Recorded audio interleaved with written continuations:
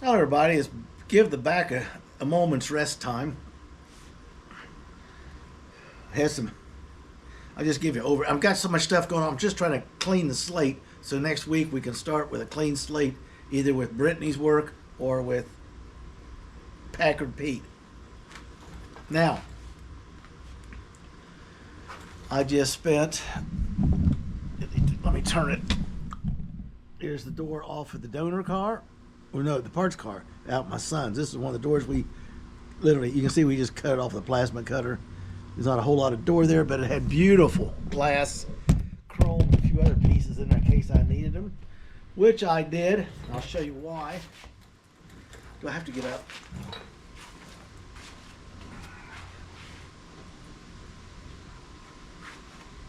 I needed this for the driver's side. Mine is broken right up here. So I had to take apart a super rusty door to get out a perfectly clean, good, nice glass, good tracking door piece for the MG.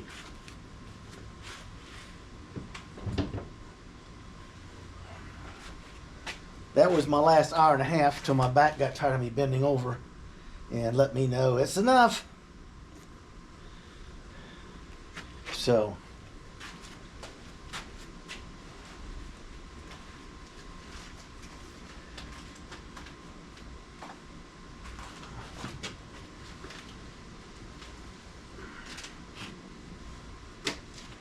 I keep plastic bags around due to the fact that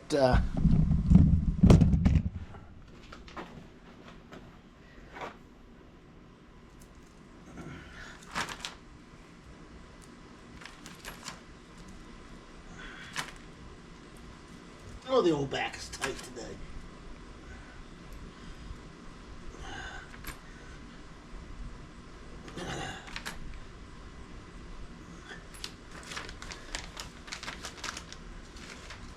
Just so, put them in a plastic bag and put them out by the way, because that will allow Miss Gabby not to sprinkle them all over the yard, thinking she's helping me.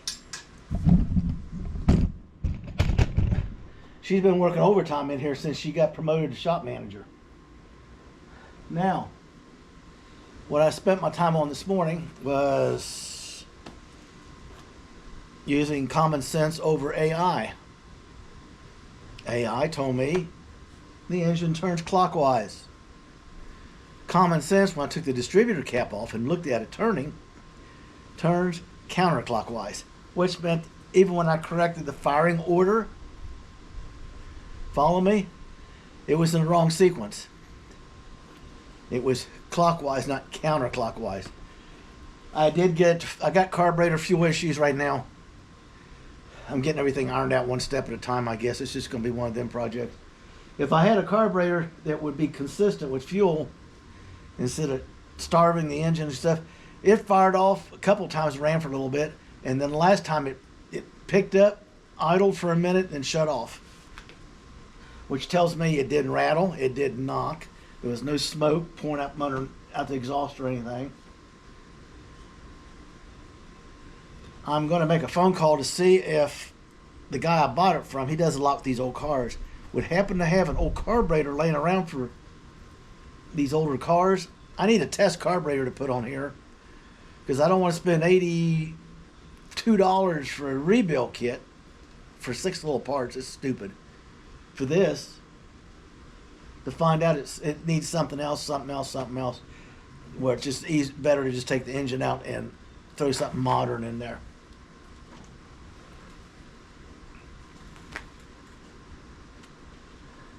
She surprised me. I sit there listening. Wait a minute, it's running. I looked up, and the fan was turning, and then also it just drifted off because it didn't have enough fuel.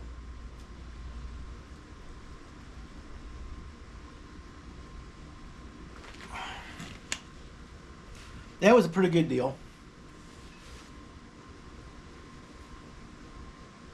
Miss Gabby's peeking around the corner at me. She's checking for bunny rabbits. You checking for bunny rabbits? Well, get your job done because it's almost time for dinner. We eat in the middle of the day because if not, I don't get anything done in the evenings. Today I'm gonna come back out here. I got to do some more. Firing order is correct. Finally, distributor set right. I had to relocate number one. I had to move it over one, so it sparks just as it hits top compression, and it ran smooth. It's funny to hear that engine turn so slowly and start up compared to today's high torque starters and everything, which I can buy for this for a mere $250, $300. It's got a special point setup in it for Packard only. Duh. So the one I found is a correct one for every car except for this one. But luckily, this one cleaned up nice. I'm going to put another condenser on it because I got a condenser. Just to put a fresh one on there. And I've got a 6-volt coil on the bench. I've got a 6-volt starter solenoid coming. Should be here today. So I can kind of get everything where it needs to be. And as soon as I get that fuel issue dealt with, I think I can get the thing up and just let it run like a kitten. It runs nice. It started up and you could barely hear it run. I looked up and the fan blades turning. I thought, what the hell? And then it just faded off. Considering the car was since '87, and they said they tried to get it running or had it running a couple of years ago, but I don't know what their idea of running is. Running is in driving around the farm with the grandkids saying "whippy" or playing with it in the barn for a little bit and walking away. Which I doubt it started for them because they had the firing order totally wrong. They used the first 6 numbers off of the 120 8-cylinder Packard firing order, which is also counterclockwise, but totally incorrect for this engine. Now she's basically dialed in, and we answered the questions. Is the motor worth saving? Can I go forward with the build? Or do I have to stop and make alterations for a modern drivetrain? Right now, it does look like we're going to be able to do it, people. The idea is to have a $2,500 rat rod when we're done. So I'm going to be doing some wheeling and dealing and some trading and some horse trading and using and building and manufacturing. I got to make all my own brackets for the 4-link. I can't afford to buy those.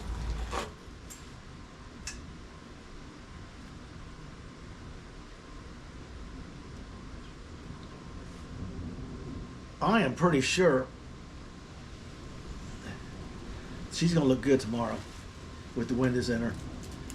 If I can get the driver's door together tomorrow and the passenger's door in and together on Friday, and I do a little bit, I will be in heaven. Because all this stuff on this bench just about disappears. So I can clean and organize it. Like I was telling you earlier, the bench here, the temporary bench here is just for electric. My son comes in 3 or 4 weeks and he starts wiring, so I got to get my stuff done, or at least out of his way. So if I can do that on probably Monday, we could pick up I'm going to sneeze, the 4x8 sheet and start laying out and cutting all the pieces for the interior. I'm going to go down Wednesday. I postponed from doing it tomorrow till next Wednesday. With that MRI and all that doctor's crap they're making me go through, what did I get some dust in my eye for? So Wednesday we'll go down to the junkyard. We'll have the seats here. We can order mommy's samples. Thursday I'll get my grandson to come out and help me, and we'll go pick up a piece of underlayment. It's really thin plywood. I'll lay it out here, some sawhorses and some 2x4s, and I will trace and make all the pieces I need for the interior, and then I'll sand them and get them nice to her inspection. She doesn't want flat edges. She wants me to raise the edges so she can wrap the material, make it look pretty. It's a car. I swear, if I had a window facing the outside instead of into the storeroom, she'd put curtains on it. Surprised me she hadn't put curtains on it anyway. That'll bring Britt up to me doing the interior panels, gluing them, getting them ready. And if we can get a couple of the install stuff before my son comes up, I can literally install the interior minus the seats, the carpet, and the shifter. I'm leaving them out towards the end because it's going to be nothing but pain for my son to deal around that stuff. Because of the limited space in these cars. He's much taller than I am. So that way when he gets done, I can go and just lay the carpet, snap the seats down, and we're ready to put the hard top on and begin the hard top process. On Key finally, we'll get the back ahead of schedule. Now he's coming in 4 weeks approximately. When weather turns bad, he can't work on his projects and stuff. Got nothing going on with the daughter, my granddaughter, youngest one. He'll be up here doing this, and I will have that dash. I got to get that dash ready because it needs some repairs and a new pad on it, and cleaned up, and the gauge is done. Because when he wires the car, then he's going to wire that dash with plugs on it near the glove box area between the. I'm trying to think of the MG, the vents, and the glove box right in there. We're going to have another fuse block and a couple things, and reach up in there and plug in the dash instead of trying to wire everything straight. And then when he does that, before the final plug-in, I got to go in there and get all those little nuts back on them studs on that dash, clear back up in there, because I have to get those on so I can put the dash part together for the heater, the froster, vent tubes, and all those controls and stuff. So it's kind of just like a little tweaking from here on out. The main stuff's just about done. So when he's done and everything's up, we just walk out here. I'll get the seats pre-drilled, preset, and everything. Riv nuts in the floors or whatever we're going to use. Pop the seats in. Plastic wrap it, lay a blanket across it, slap the hard top on it, start cutting it and gluing in the pieces. And then we're going to have to mold our own back window right here on the car. And then we're done. By then, the brakes will be bled. I'll get the front end alignment straightened out. I got to get the sway bar bolted in. I got a little list of things. I'm just about caught up. That's hard to believe. I've been getting a lot more done, but just about 3 hours is all I can stand standing up on anything hard like concrete. So I work for 3 hours. My back starts screaming. I don't take any pain pills because that just masks the fact you're in pain. Now, when the pain comes up, I stop.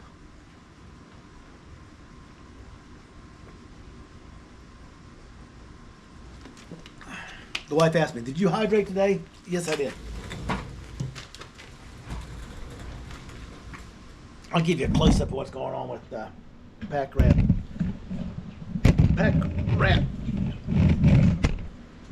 Packard Pete. I had the cover on it. We flipped it over so I could get in there. I'll give you a heads up of what's going on here. This front suspension, the springs are, look how, they're all the way down. They're under tension. The front end can't even travel and has forced the lower suspension down and crushed the upper bumper pads flat like a mushroom. Look at that. It should look like something like half of one of these, a little cone. Wrong springs. Now, after 85 years, this bolt's not coming out. With a metal sleeve in the middle of this rubber, we're going to zip cut it. I already got the new bolt and everything go back in it. We're going to make this bushing. I'll show you how to do it.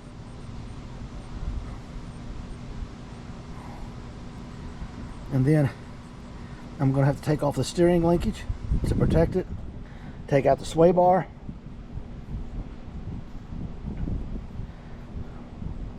Going to have to put a safety chain on it in 2 places. Probably through the slot. Probably around the frame right here. And down through the spring here. Because when I cut this and start lowering it down there, I don't want that spring to come out of there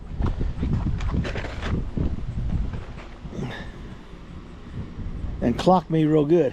See, there she is. She's working on the rear end right now. Okay, here's we got this straightened out. There's the starter my buddy rebuilt for me. I got a 6-volt coil coming for the starter. Starter solenoid, I got a 6-volt one of those coming. She's, like I said, she started, ran for a minute, just as smooth as she could be. And I mean, look at that, non-detergent oil.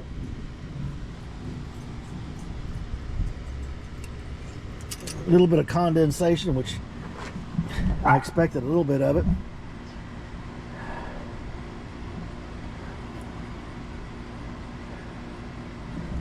But that was pretty impressive.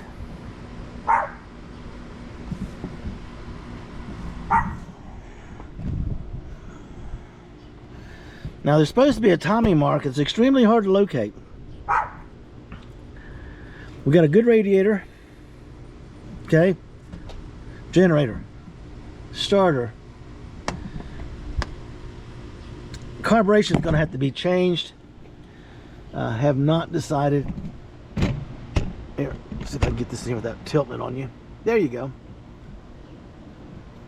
Got things to do. I'm just going to remove these wires and mark them, ABC, whatever, before I cut them up here. And then I'm going to take them out inside the dash as a harness and take them out here as a harness. Now, these cars did not have turn signals. They had them wired for turn signals. If you wanted turn signals on a Packard Junior in 1940, you would notify the dealer, because back then you ordered your car. You just didn't go pick it up off the showroom or out in the parking lot, take it home that same day. And they'd order the car would be built, it would come in, and if you ordered turn signals, they'd put them on the dealer. It was already pre-wired for it. They would just put the kit in the trunk or inside the car, and when it got to the dealer, they would install the turn signals front and rear, and then they would be done with it. That's just how they did them back then. I mean, this thing's got some serious, look at this boxed in frame, like, wow.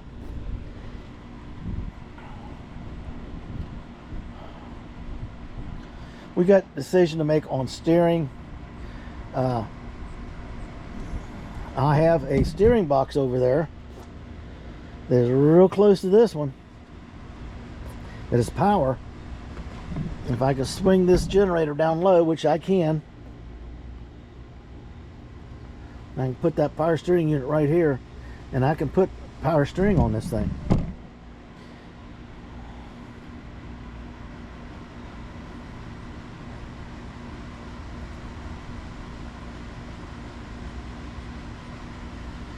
I don't want the single master cylinder. You blow a line, you blow something, you lose all your brakes. I want to put a twin in there. I already got the brackets and stuff to work with these, and it'll be a twin reservoir, 2 for the front, 2 for the back.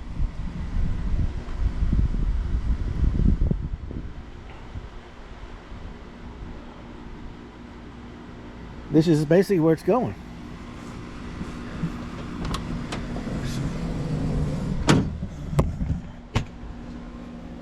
Key on, push the button that says S for start.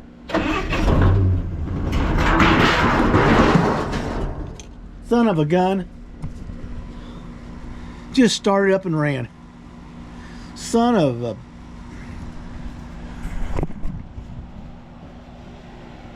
Make sure everything fell off. Let's try it again. Maybe now it won't start. Watch.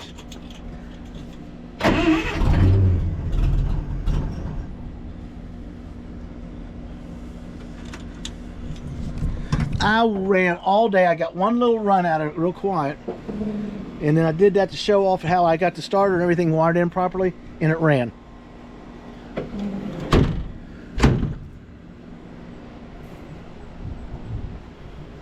If I had a good carburetor where I could maintain the fuel, which I can't right here, and I don't want to keep shooting it with spray, like cleaners and stuff. Oh.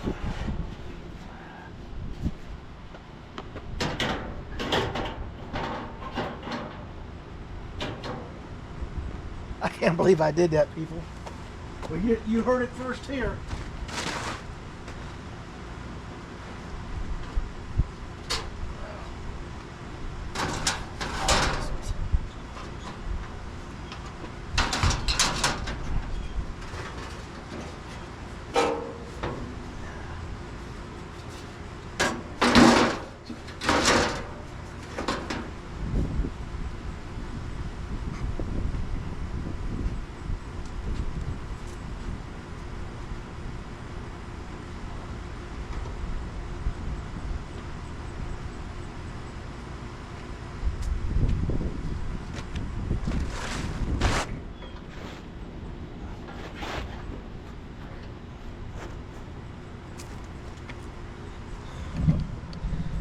Okay, that's the first time I ever had the camera on and did something and caught it. Usually the camera's off. See what I'm doing? I gotta fix that fuel issue, because I've had a steady thing of fuel that I could control. I'm pretty sure I can get that thing to run and just smooth it right out.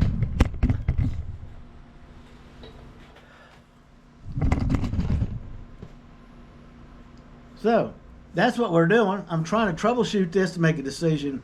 Now we're pretty sure we're going to run that Packard engine and stuff, which means I will keep the Packard rear end underneath it and hang a 4-link on it. I just want a fun scoot around car show car with mommy. We will, if I do anything off the wall, I wouldn't do that, would I? I will put a AR5, or I get an old T5 or a T4, even a T4, because everybody says they're no good because they're the horsepower. I got 100 horsepower. I ain't gonna blow one of them up. I get a good one. Have them make a change in the input shaft to match up the shorter shaft in the Packard transmission, plus the difference of the spacer. I bolt a spacer on to bait the AR5 on there. I can even use the same linkage for the Packard and the same throwout bearing setup.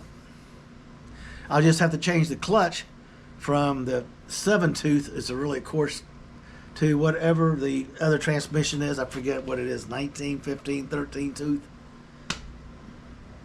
And that's where it's at. You heard it first here. It run. It caught me off guard. I thought it would grab that thing and slung it in the radiator. I shut it right back off. I should have just let it run, but I didn't. But it did restart. It ran for a second or two. I'll get the fuel issue figured out to get the fuel metered in there.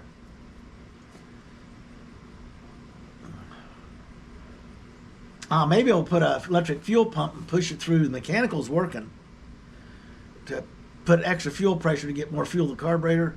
Because now when it starts building up, the carburetor's leaking like a sieve out the bottom anyway. So I'm going to have to visit that soon. It's not like it's a priority build right now. It's just a side project. This is the build. I just needed to make a decision on issues there. So now we're going to stay with that engine.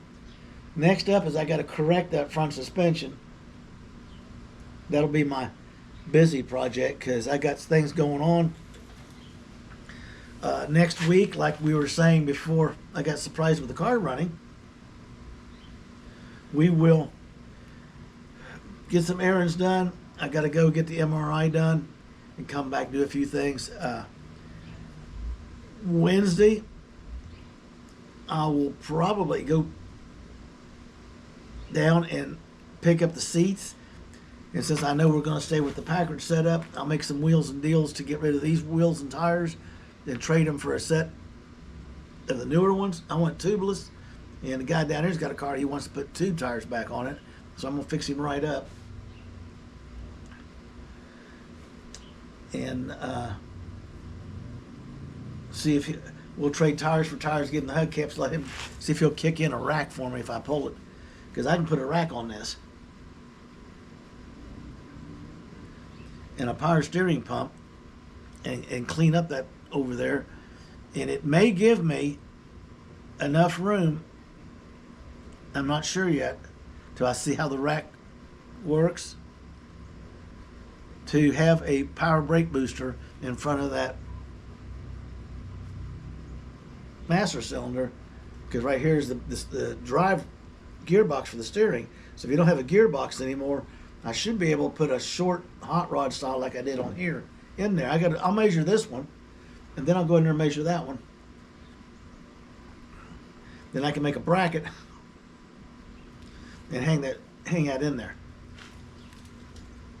But the trouble of it is, I got to pull the 3-speed off of the column to do that, and I don't want to do that yet. So it's probably going to be put the master cylinder on now. We'll add the brake booster later routine when it's all said and done. I just want to get it up and get it running while we're working on it, so we can have some fun with it in the spring. Should be a lot of fun in the spring. It should be just a beater.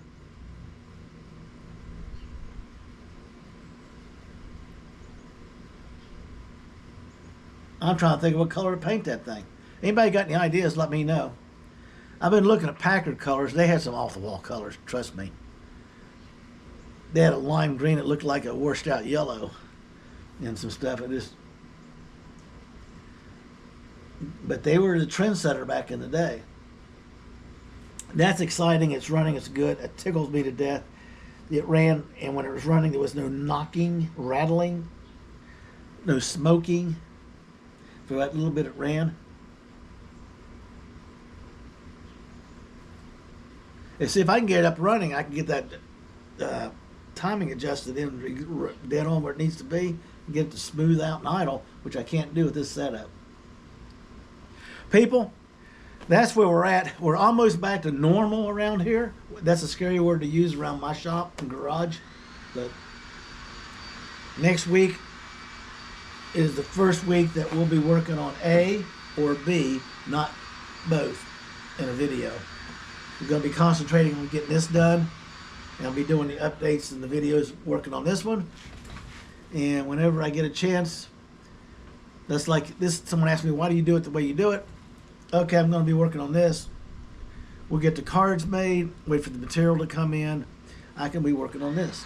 When the material comes in, Mommy's going to make me do the interior. She's going to do it, but she's going to make me work right beside her. And then when that's done, it'll be a couple weeks in there before my son picks up the electric. And everything just goes on hold again. And I got to start acquiring the lights. The fans are coming. The ignition switch is here. The turn signal switch is here. The key switch is here.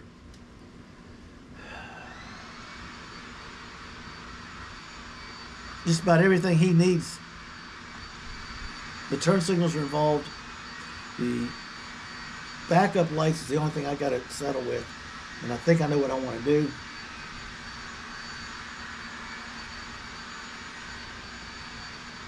Back when I had a semi-truck, you could buy these round 1.5 inch